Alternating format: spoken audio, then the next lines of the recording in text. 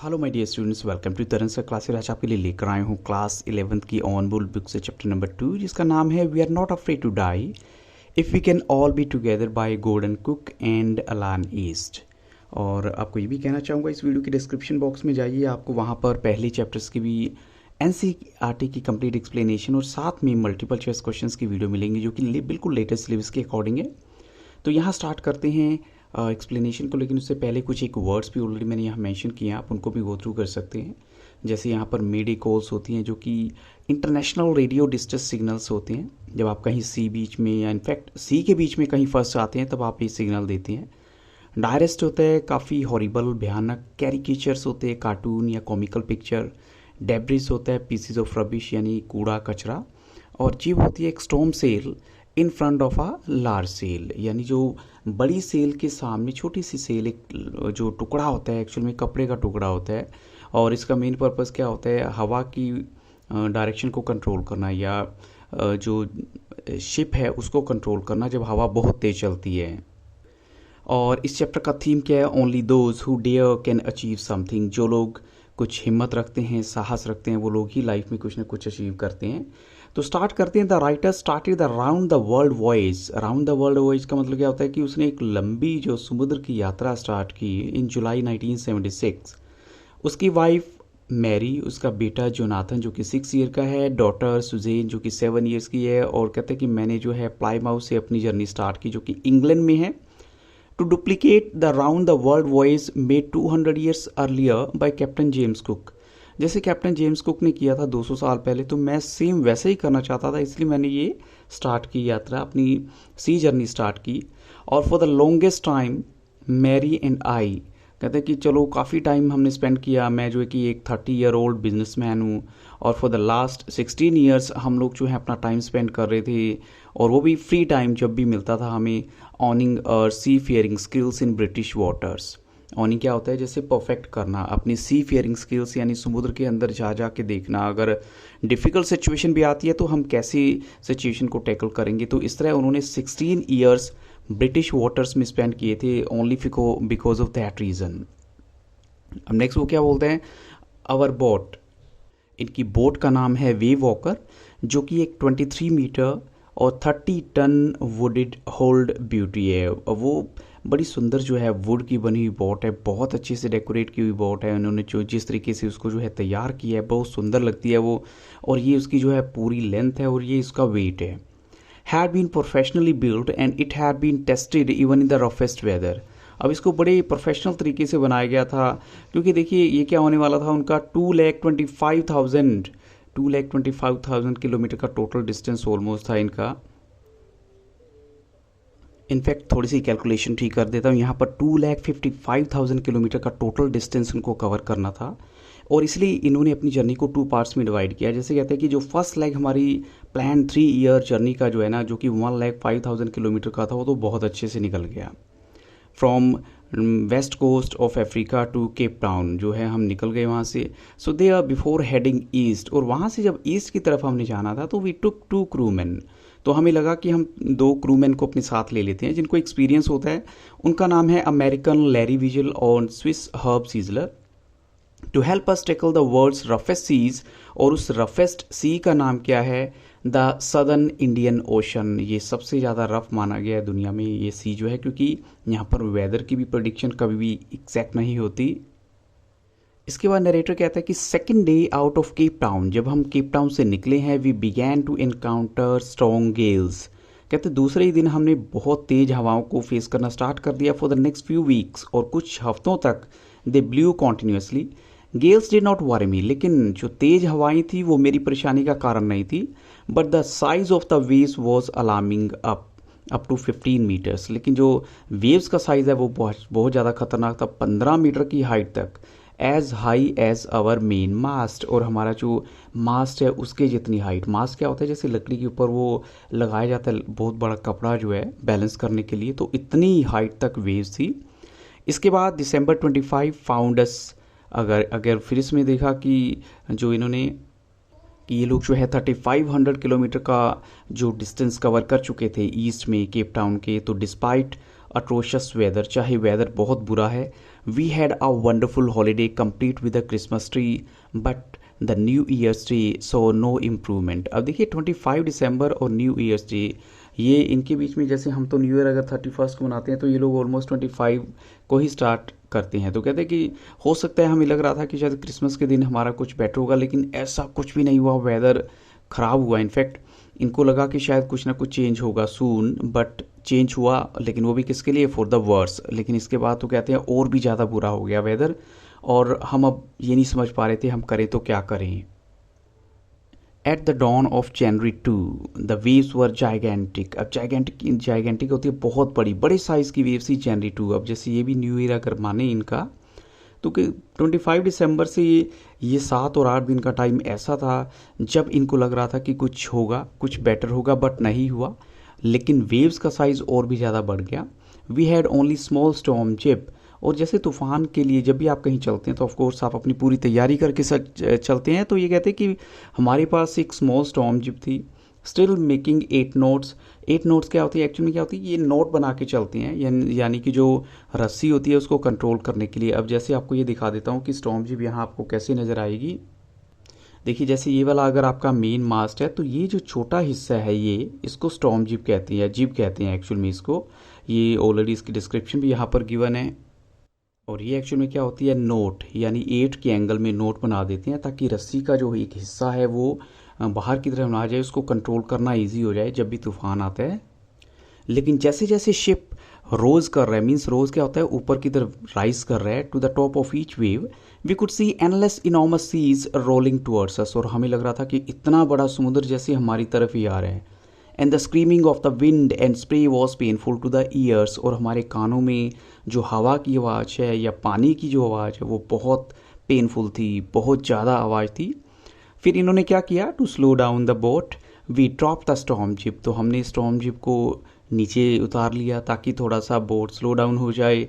And lashed a heavy mooring rope in A loop across the stern. अब stern क्या होता है, जैसे शिप का पीछे वाला हिस्सा होता है, तो एक mooring रोप होती है जो इसी पर्पज़ के लिए रखी गई होती है ताकि थोड़ा सा इसको बैलेंस किया जाए, उसको बांध दिया गया उसको। लेकिन तब क्या होता है, वी डबल लैश्ड एवरीथिंग। और हमने 2 बार जो है हर एक चीज़ को टाई कर दिया, बांध दिया। And went through our life raft drill. और लाइफ रैफ्ट ड्रिल, इनको जब जैसे सी की उसमें डायरेक्शन में जाते हो आप लोग, तो आपको एक लाइफ रैफ्ट ड्रिल सिखाई जाती है कि अगर डिफ़िकल्ट वेदर हो जाए तो आप अपने आप को कैसे सेव करेंगे। और ये स्मॉल बोट भी होती हैं जो इनकी सेफ्टी के लिए रखी गई होती हैं। साथ में लाइफ लाइंस को अपने अटैच कर लिया, जो इनके पास सामान होगा, सपोज़ उसको हम कह सकते हैं कि इन्होंने सेफ्टी या प्रोटेक्शन के लिए अपनी बॉडी पे ऑयल स्किन्स, यानी कुछ ऐसे कपड़े होते हैं जिन पे ऑयल्स लगा होता है और कॉटन के कपड़े होते हैं, और साथ में लाइफ जैकेट्स और सब कुछ पहन लिया और फिर इंतज़ार करने लगे। लेकिन जनवरी 2 को ही इनको सबसे ज़्यादा जो बड़ा खतरा इनके सामने कब आया, वो आता है 6 PM। इम्पेंडिंग डिज़ास्टर क्या होता है, जो कोई चीज़ आपको नज़र तो आ रही है लेकिन वो होती है कब, शाम को 6 बजे, विद एन ओमिनस साइलेंस। उस टाइम ऐसा लगा जैसे सब कुछ बहुत शांत हो गया है, लेकिन वो बड़ा अजीब सी वो शांति थी वो। द विंड ड्रॉप्ड, एकदम से हवा रुक जाती है। The sky immediately grew dark, और एकदम से आसमान में बादल हो जाते हैं बिल्कुल काले। Then came a growling roar and an enormous cloud toward of the ship. Toward of the ship, इसका मतलब क्या है कि जैसे कोई बड़ा सा क्लाउड शिप का पीछा कर रहा था, और इतना नॉइज़ जो कि इन्होंने कभी सोचा भी नहीं था। बट नरेटर कहता है कि मैंने रियलाइज़ किया that it was not a cloud but a very big wave. ये एक्चुअल में बहुत बड़ी वेव थी। The roar increase to a thunder as the stern moved up the face of the wave. और जो रोर है, जो नॉइस है, वो थंडर में बदल जाता है, एक बहुत बड़े तूफान में बदल जाता है जैसे जैसे जो स्टर्न है वो मूव कर रहे हैं up the face of the wave. क्योंकि देखिए जो स्टर्न होता है शिप का बैक का हिस्सा, वहीं से भी अगर आपको पुश किया जा रहा है बहुत ज़ोर से, जो वेव्स आ रही हैं, तो इसलिए नरेटर कहते हैं फॉर अ मोमेंट, कुछ पल के लिए तो मुझे लगा, we might ride over it but then a tremendous explosion shook the deck. लेकिन तभी उसके बाद क्या होता है, एक बहुत बड़ी जो आवाज़ है। और डेक एक्चुअल में क्या होता है, शिप का ऊपर वाला हिस्सा होता है जब आप वहाँ से बाहर का व्यू लेते हैं। लेकिन कहते हैं मेरा जो हेड है, it Shuk into the deck and I accepted my approaching death. और नरेटर का सिर भी जो है टकराता है और इसको लगा कि शायद मेरी अब डेथ हो जाएगी। My left ribs cracked, mouth filled with blood. इसकी जो रिब्स होती हैं, जैसे हमारी चेस्ट को कवर करने वाली जो बोन्स होती हैं वो क्रैक हो जाती हैं, माउथ में ब्लड आ जाता है और टीथ भी टूट जाते हैं। The waves toast me round the Dick like a rag डोल, एक जैसे बिल्कुल फटी पुरानी डोल होती है, ऐसे मुझे जो है फेंक दिया जाता है। Somehow I found the wheel, lined up the stern for the next wave and hung on. और कहते हैं इसके बाद मैंने अपना कंटिन्यू किया, मुझे व्हील मिल जाता है और कुछ पल के लिए मैंने सिचुएशन को कंट्रोल करने की कोशिश भी की। फिर नरेटर क्या कहता है, वाटर वाटर एवरीवेयर, हर जगह मुझे पानी नज़र आ रहा था। I could feel that the ship had water below, और इसको रियलाइज़ हुआ कि शिप के नीचे कहीं पानी है। But I dare not abandon the wheel to investigate, लेकिन ये कहता है कि मैं व्हील को छोड़ के नहीं जा सकता था क्योंकि मुझे शिप को भी कंट्रोल करना था। तो suddenly the front hatch, hatch क्या होता है, एक छोटा सा डोर होता है, वो ओपन हुआ और वहाँ से कौन आता है, मैरी, जो नरेटर की वाइफ है। और वो क्या कहती है, वी आर सिंकिंग, हम लोग डूब रहे हैं। शी स्क्रीम्ड, वो चिल्लाती है, the decks are smashed, we are full of water, और जो डेक्स हैं वो भी बिल्कुल स्मैश्ड हो चुके हैं और हम पानी से बिल्कुल भर चुके हैं। तो नरेटर कहता है, ओके तुम व्हील को पकड़ो। I shouted as I scrambled for the hatch, और कहते हैं फिर मैं हैच की तरफ किसी तरह बड़ी मुश्किल से जो है लड़खड़ा के वहाँ पहुँचता हूँ, क्योंकि पानी भी है, पानी से होता हुआ somehow I manage to go there. Larry and her वो पंपिंग लाइक मैडमैन, ये दोनों जो क्रू मैन है ये तो पंप कर रहे थे, पानी को बाहर निकाल रहे थे जैसे कि मैडमैन होते हैं। And broken timbers hung at crazy angles, और जो लकड़ी के टुकड़े हैं वो इधर उधर बिखरे पड़े थे। The whole starboard side burst inwards, और जो राइट साइड होती है शिप की वो बिल्कुल दब चुकी थी अंदर की तरफ। Clothes, crockery, charts, tins, toys sloshed about in the the water, और सब की सब चीज़ें पानी में बुरी तरह से ऐसे ख़राब भी हो चुकी थी और साथ में तैर भी रही थी वो।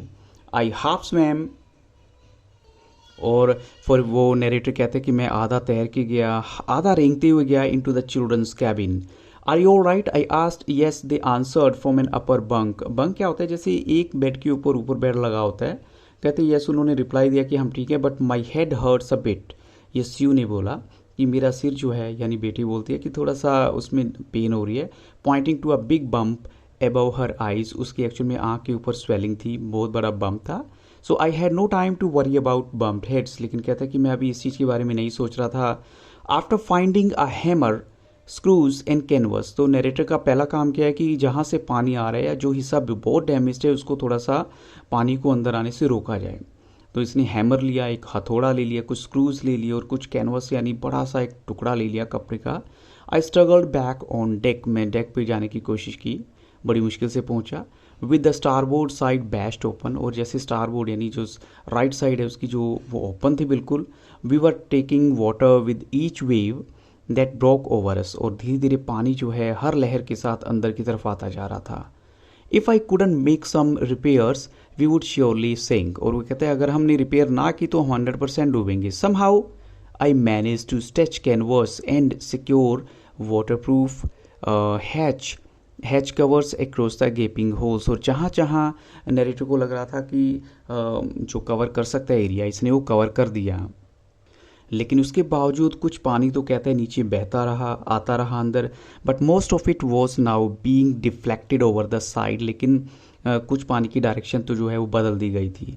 तो more problems arose when our hand pumps, अब दूसरी प्रॉब्लम कहाँ आती है, जब इनके हैंड पम्प भी काम करना ख़राब कर देते हैं। क्यों?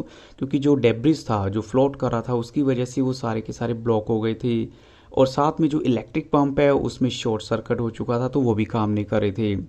जो वाटर लेवल है वो ख़तरनाक तरीके से ऊपर बढ़ गया। And back on the deck I found that हमारे जो 2 स्पीयर हैंड पम्प्स हैं दे हैड बीन रेंस्ड ओवरबोर्ड, वो भी पानी में बिल्कुल ऐसे समा गए थे, उसमें भी काम करने की पॉसिबिलिटी नहीं थी। Along with the 4 stay sail, और एक सेल जो इन्होंने रखी हुई थी वो भी जेब और dinghy and the main anchor, ये सारी की सारी चीज़ें जो हैं वो ऊपर रखी हुई थी, वो सब पानी में सोक्ड हुई पड़ी थी। तो इसका मतलब क्या था कि इनकी जो प्रेपरेशन थी वो तो बहुत अच्छी थी, लेकिन जो इनके सामने सिचुएशन आई वो और भी ज़्यादा वर्स थी। फिर ये क्या कहते हैं, एक्चुअली छोटी छोटी बोट वगैरह भी जो रखी हुई हैं वो सब की सब अब इनको यूज़ करने का प्लान कर रहे थे। फिर इसको याद आता है, we had another electric pump under the chart room floor, कहते हैं चार्ट रूम फ्लोर के नीचे, फर्श के नीचे जो है एक और इलेक्ट्रिक पंप पड़ा हुआ था, और I connected it to an out pipe, और उसके बाद कहते हैं शुक्र है कि ये काम कर रहा था। The night dragged on with an endless bitterly cold routine of pumping. अब कहते हैं हमने जो है सारी रात काम किया, पंपिंग करते रहे और steering and working the radio, और फिर उसके बाद रेडियो को भी थोड़ा सा हम कंट्रोल कर रहे थे, जो स्टीयर करी थी उसको कंट्रोल कर रहे थे ताकि हमें कुछ बाहर से सिग्नल मिले, तो रेडियो पे मैसेज देना चाहते थे। इसलिए कहते हैं कि we were getting no replies to our mayday calls. अब मेडे कॉल्स क्या होती हैं, जो एक्चुअल में मैंने ऑलरेडी स्टार्टिंग में बताया कि ये इंटरनेशनल कॉल्स होती हैं जो डिस्ट्रेस के टाइम में दी जाती हैं, लेकिन इनको कोई रिप्लाई नहीं मिल रहा था, which was not surprising in this remote corner of the world. और ये जो रिमोट कॉर्नर है दुनिया का, जो कि यहाँ पर बताया गया कि अटलांटिक ओशन की तरफ ये लोग इतना बढ़ चुके थे, आ चुके थे, तो कहते हैं वहाँ जो है मुश्किल तो आने वाली थी। और इसके बाद हमने देखा जो सीयू का हेड है वो और भी ज़्यादा स्वेलिंग हो चुकी थी, उसमें सूजन आ चुकी थी, and she had two enormous black eyes, और उसकी आइज का कलर ब्लैक है। And now she showed us a deep cut on her arm, फिर उसने एक अपनी बाजू पे कट दिखाया। When he asked why she hadn't made more of her injuries before this, वो कहते कि तुमने मुझे पहले क्यों नहीं बताया, नेरेटर कहते हो, कहते मैं आपको जो है ना टेंशन नहीं देना चाहती थी जब आप ऑलरेडी हमें बचाने की कोशिश कर रहे थे। तो ये तो सारी सिचुएशन है 2 जनवरी की। अब 3 जनवरी को क्या होता है, by morning on January 3 the pumps had the water level sufficiently under control for us to take 2 hours rest in rotation. कहते चलो ठीक है, 3 जन को ऐसा हुआ कि जब पानी का लेवल कंट्रोल हुआ तो हमने 2 घंटे की रोटेशन में रेस्ट भी करा, but we still had a tremendous leak somewhere below the water line and. अब जैसे ना सी के अंदर, जो शिप के अंदर एक वाटर लाइन होती है, कहते वहाँ वो लग रहा था नीचे कहीं से कोई क्रैक है अभी भी। और चेक करने के बाद उसने क्या पाया, that nearly all the boats, और जो भी बोट का जो है फ्रेम्स यानी री फ्रेम्स क्या होते हैं, जैसे हमारा बोन्स का स्ट्रक्चर होता है, ऐसी जो शिप को बनाने से पहले स्ट्रक्चर बनाया जाता है वो लकड़ी को कहते हैं, वो सब के सब स्मैश डाउन हो चुके थे टू द कील, बिल्कुल कुछ हिस्से तक जो डेप्थ में। In fact there was nothing holding up a whole section of the starboard hull except a few cupboard partitions. कहते हैं अब इनको जो चीज़ एक अटैच करके रखे हुए थे वो सिर्फ कबर्ड पार्टीशन की वजह से ये कनेक्टेड थे, नहीं तो ऐसा भी हो जाता कि शायद शिप के टुकड़े ही ना हो जाते। So we had survive for 15 hours since the wave hit. जब से वेव ने हमें हिट किया तो 15 घंटे तक हमने सर्वाइव किया, but Wavewalker wouldn't hold together long enough for us to reach Australia. लेकिन अब वे वोकर की हालत ऐसी नहीं थी कि ये हमें ऑस्ट्रेलिया तक पहुंचा पाता अगर ऐसा ही वेदर आता। So I checked our charts and calculated that there were 2 small islands enough. और इसको नरेटर को पता था अच्छे से कि यहाँ पर अ फ्यू 100 किलोमीटर्स की डिस्टेंस पे ईस्ट में 2 आइलैंड हैं छोटे छोटे, और उनमें से एक है ले एम्स्टर्डम जो कि एक फ्रेंच साइंटिफिक बेस है। और हमारी ओनली होप क्या है कि हम इस जो pin prix in the vast ocean, यानी इतने बड़े ओशन में पिन प्रिक्स क्या होता है, जैसे छोटे से आइलैंड है बिल्कुल एक पिन की तरह, वहाँ किसी तरह पहुँच जाएं। But unless the wind and seas abated so we could hoist sail. लेकिन वो तभी हो सकता है अगर ये थोड़ा सा अबेट मतलब ये थोड़ा सा डाउन हो जाए, इनका लेवल कम हो जाए, और फिर हम अपनी सेल को स्टार्ट करके वहाँ पहुँच सकते थे। Our chances would be slim indeed, लेकिन कहते हैं हमारे चांसेस बहुत कम थे। The great wave had put our auxiliary engine out of action. Auxiliary क्या होता है, जो इनके पास एडिशनल इंजन था वो भी अब काम से बाहर जा रहा था क्योंकि बहुत ज़्यादा प्रेशर हो चुका था लहरों का। नेक्स्ट डे क्या होता है, January 4 after 36 hours of continuous pumping तो we reach the last few centimetres of water. अब पानी जो है थोड़ा बहुत ही रह गया था अंदर। So now we had only to keep pace with the water still coming in. सिर्फ जो पानी अंदर आ रहा था उसी के साथ पेस बना के चलना था ताकि इतना पानी ना जमा हो जाए अंदर। So we could not set any sail on the main mast, और हम जो है मेन मास्ट को यूज़ नहीं कर सकते थे अपनी सेल यानी आगे बढ़ने के लिए। और उसका सबसे बड़ा रीज़न क्या था, जो प्रेशर है ऑन द रिगिंग। रिगिंग क्या होता है, जो रोप्स के ऊपर अगर प्रेशर है जो उस मास्ट को कंट्रोल करती हैं, would simply pull the damaged section of the hull apart. अब जैसे ना वो हिस्सा जो बिल्कुल डैमेज था, कहते अगर रस्सी के ऊपर प्रेशर पड़ेगा तो जिससे उसको बांधेंगे वो उसको खींच देगी, वो भी टूट जाएगा। So we hoisted the storm jib and headed for where I thought the 2 islands were. तो हमने जो है सिर्फ स्टॉर्म जिब की हेल्प ली और हम उस डायरेक्शन की तरफ जाने की कोशिश कर रहे हैं जहाँ पर आइलैंड्स थे। So Mary found some corn beef and the cracker biscuits. अब उसने कुछ क्रैकर बिस्किट्स ढूंढ लिए थे। So and we ate first meal, हमने अपना फर्स्ट मील खाया after almost 2 days। But our respite, लेकिन हमारे जो एफर्ट्स हैं वो शॉर्ट लिव थे, या ये कहीं जो हमारे जो रेस्ट है वो बहुत कम था। At 4 PM black clouds began building up behind us, फिर से काले बादल बनने शुरू हो गए। So within the hour the wind was back to 40 knots and the seas were getting higher, फिर से हवाएं तेज हो गई 40 नोट्स की स्पीड पे, और जो सी हैं वो और भी ज़्यादा हाई हो जाते हैं। The weather continue to deteriorate, यानी वेदर और भी ज़्यादा ख़राब होता गया, और जैसे जैसे रात होती गई और सुबह होते होते on January 5 our situation was again desperate, फिर से हमारी सिचुएशन ख़राब हो गई, हालत ख़राब थी। When I went in to the, जब मैं जाता हूँ बच्चों को कैबिन में उनको कंफर्ट करने के लिए, तो जॉन ने मुझसे पूछा, daddy are we going to die, क्या हम मर जाएंगे? I try to assure him that, तो अपनी तरफ से तो नैरेटर उसको कंसोल करने की कोशिश करता है और उसको कहने की कोशिश की वी कुड मेक इट, हम रास्ता बना लेंगे। But daddy he went on, we are not afraid to of dying if we can all be together, लेकिन हम मरने से नहीं डरते जब हम एक साथ हैं, आप, मम्मी, सीयू एंड आई, हम सब एक साथ हैं। I could find no words with which to respond, narrator कहता है कि मेरे पास कोई शब्द नहीं थे कि मैं क्या जवाब दूँ। But I left the children's cabin determined to fight the sea with everything I had, फिर कहता है कि चलो मुझे लगा मुझे फाइट करनी होगी जो भी मेरे पास है, to protect and weaken starboard side, अब जैसे जो उसकी जो शिप की एक साइड है बिल्कुल उसको बचाने के लिए, और स्टारबोर्ड एक्चुअल में मैंने आपको बताया था राइट साइड होती है शिप की, उसको बचाने के लिए क्योंकि वो बहुत कमज़ोर हो चुकी थी।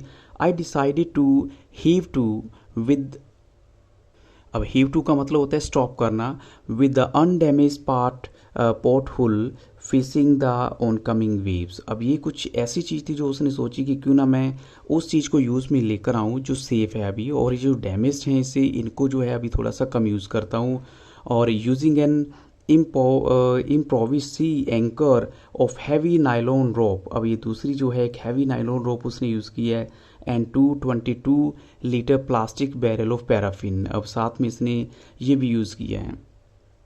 तो आप देख सकते हैं कैसे उसने जो है नरेटर ने थोड़ी देर के लिए शिप को रोका वहाँ पर, और जो उसका जो डैमेज जो है राइट साइड है उसको इस्तेमाल करते हुए उसने आने वाली लहरों का सामना जो कर तो रही थी, लेकिन एक काम चलाऊ लंगर के द्वारा है, ये जो यहाँ पर वर्ड यूज़ हुआ है एंकर, इसका मतलब होता है लंगर दो, और वो कौन सा लंगर था, वो बारी बारी जो नायलॉन की रस्सी होती है और दो 22 लीटर वाले मिट्टी के तेल के जो प्लास्टिक के डोलों से बना था, तो उसका उसने इस्तेमाल करना शुरू कर दिया। लेकिन उस शाम को मैरी और मैं बैठे हुए थे holding hands as the motion of the ship brought more and more water in, और अंदर पानी आते जा रहा था जैसे जैसे शिप आगे मूव कर रहा था। So through the broken planks, और जहाँ भी वो लकड़ी जो है टूटी हुई थी, सो प्लैंक एक्चुअल में लकड़ी के बहुत बड़े फट्टे होते हैं। So we both felt the end was very near, हमें लगा कि अब कोई चांस नहीं बचने का, but we walker rode out of the storm and by the morning of January 6 with the wind easing I try to get a reading on the sextant. Sextant क्या होता है कि इंस्ट्रूमेंट होता है जिससे आप थोड़ा सा अपनी सिचुएशन को देख सकते हो, कंट्रोल कर सकते हो अगर आप सी में कहीं भी फंसे हुए हैं। तो ये इंस्ट्रूमेंट यूज़ करके नरेटर ने जो है अपने चार्ट रूम में गए, and I worked on wind speed, और फिर हवा की स्पीड को मेजर किया, और फिर चेंजेस ऑफ कोर्स, और कुछ जो है रास्ते को बदलने की भी नरेटर सोच रहे हैं, drift and current in an effort to calculate our position, और ये सारा का सारा कि जो जिस बहाव में शिप चाह रहा है या करंट जो है लहरों का, वो बेसिकली इस पर्पज़ के लिए था ताकि हम एक्चुअल में अपनी पोजीशन को कैलकुलेट कर पाएँ। So the best I could determine was that we were somewhere in 150 kilometres of ocean looking for a 65 kilometre wide island. तो इसको लगा कि हम 1,50,000 किलोमीटर जितने बड़े ओशन में एक 65 किलोमीटर के एक आइलैंड को ढूंढने की कोशिश कर रहे थे। So while I was thinking Sue moving painfully join me, उसी टाइम कहता है जब मैं सोच रहा था मेरी बेटी मेरे पास आ जाती है, और वो क्या कहती है, the left side of her head was now very swollen, जो लेफ्ट साइड है उसके सिर की वो बहुत ज़्यादा सूज चुकी थी, और जो ब्लैक एंड आइज है नैरो टू सिल्ट, वो बिल्कुल सिल्ट की तरह, बिल्कुल एक क्रीक की तरह हो गई थी। She gave me a card, उसने एक एक्चुअली कार्ड बनाया था, और उसके जो फ्रंट पे उसने क्या किया था, दो कैरिकेचर से कार्टून बनाए थे, एक मैरी का और मेरा, और उसमें वर्ड्स लिखे थे, here are some funny people. Did they make you laugh, यहाँ पर कुछ फ़नी लोग हैं, क्या वो आपको हंसा पाएंगे? I laughed a lot as well, मैं भी हंसती हूँ। Inside was a message, oh how I love you both, मैं आपसे कितना प्यार करती हूँ। So this card is to say thank you and let's hope for the best. और ये कार्ड इसलिए है ताकि मैं आपको धन्यवाद कर सकूँ और उम्मीद करते हैं सब अच्छा होगा। Somehow we had to make it, और हमें किसी तरह अपना रास्ता तो बनाना ही है। तो I checked and rechecked my calculations, we had lost our main compass, अब मेरी कहते हैं मेरी मेन कंपस तो गुम हो गई थी। And I was using a spare which जो कि तैयार नहीं थी, एक्चुअल में करेक्ट नहीं की गई थी फॉर मैग्नेटिक वेरिएशंस के लिए। तो इसलिए फिर नरेटर क्या कहता है, I made an allowance for this and another estimate of the influence of the westerly currents which flow through this part of the Indian ocean. कहते हैं इंडियन ओशन के इस हिस्से में जहाँ से पानी वो बह रहा था उसके लिए थोड़ा सा मैंने कैलकुलेशन और अच्छा करा। लेकिन दोपहर को 2 बजे मैं डेक पे जाता हूँ और मैंने लैरी को बोला कि तुम स्टीयर को 185 डिग्री की डायरेक्शन पे ले जाओ, अगर हम लकी हुए तो 100% जो है हम बच जाएंगे। I did not feel he could expect to see the island at about 5 PM, और कहते हैं कि मुझे लगा कि हाँ अगर होना चाहिए तो 5 बजे तक हम पहुँच जाएंगे उस आइलैंड तक। और फिर with heavy heart I went pillow, climbed on my bunk, और कहते हैं मैं थोड़ी देर के लिए सोने के लिए चला जाता हूँ नीचे। और लेकिन जब मैं शाम को 6 बजे उठता हूँ और ग्रोइंग डार्क और अंधेरा होना शुरू हो गया, I knew we must have miss the island, वो कहता है मुझे लग रहा था कि हमने आइलैंड मिस कर दिया होगा। And with the sail we had left, और जो हमारे पास सेल है अब जिसकी जो हमारे पास पड़ी हुई थी बची हुई, we couldn't hope to beat back in to the westerly winds, और वो उससे हम वेस्टर्ली विंड्स को फेस नहीं कर सकते थे, हमारे शिप में अब इतनी मजबूती भी नहीं थी। तभी जो है ए टसल्ड हेड, यानी जो एक अनटाइडी से बालों वाला सिर, यानी किसका आता है, मेरे जो बेटे का है, वो कहता है can I have a hug, Jonathan ने पूछा। तो Sue was right behind him, Sue भी उसके पीछे थी। वो कहते why I am getting a hug now, I asked, because you are the best daddy in the whole world. वो कहते बेटा कि पापा आप तो दुनिया के बेस्ट डैडी हैं और साथ में बेस्ट कैप्टन भी हैं। Not today John, I am afraid, वो कहते हैं नहीं बेटे आज तो मुझे नहीं लगता ऐसा कुछ हुआ है या मैं कर पाऊँ। वो कहते वाई, यू मस्ट बी, आपको होना चाहिए। Sets you in a matter of fact voice, वो कहती है नहीं नहीं फादर आप बिल्कुल हैं ऐसे। You found this the island, और आपने जो है वो आइलैंड ढूंढ लिया है। What, I shouted, it's out there in front of us. They cursed, chorus क्या होता है जब एक ही आवाज़ में सब बोलते हैं। As big as a battleship, इतना बड़ा कि जितनी बड़ी एक बैटल शिप होती है। यानी बैटल शिप कौन सी थी, जो लड़ाई के लिए यूज़ की जाती है। I rushed on deck and gazed with relief at the stark outline of Le Amsterdam. It was only a bleak piece of volcanic rock, देखिए छोटा सा एक वोल्केनिक रॉक की वजह से बना हुआ है ये, और छोटा सा 65 किलोमीटर का जो hardly. So with little vegetation, और हल्की फुल्की वेजिटेशन है, the most beautiful island in the world, और इसको उसने बोला कि दुनिया का सबसे सुंदर आइलैंड है। So we anchored off shore for the night, और हम रुक जाते हैं किनारे पे उस रात। And the next morning all 28 inhabitants of the island cheered us as and they helped us ashore, उन्होंने हमें रास्ता भी दिखाया उतरने के लिए, और सिर्फ 28 इनहेबिटेंट्स थे वहाँ पर। With land under my feet again my thoughts were full of Larry and Herbie, मैं उन लोगों के बारे में सोच रहा था, लैरी और हर्बी के बारे में। चीयरफुल एंड ऑप्टिमिस्टिक, और खुश भी था, आशावादी भी था। अंडर द डायरेस्ट स्ट्रेस, लेकिन एक बहुत बड़े तनाव के बाद। And of Mary who stayed at the wheel, जिस जो व्हील के साथ रही for all those crucial hours. So most of all I thought of a 7-year-old girl, और मैं अपनी बेटी के बारे में सोच रहा था जो कि 7 year की है just, who did not want us to worry about a head injury.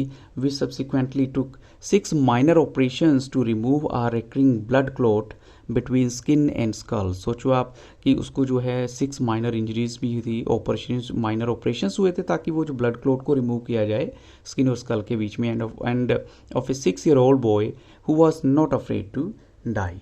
तो आई होप सो ये एक्सप्लेनेशन आपके लिए हेल्पफुल होगी, और अगर वीडियो अच्छी लगी हो तो लाइक शेयर और सब्सक्राइब जरूर कीजिएगा।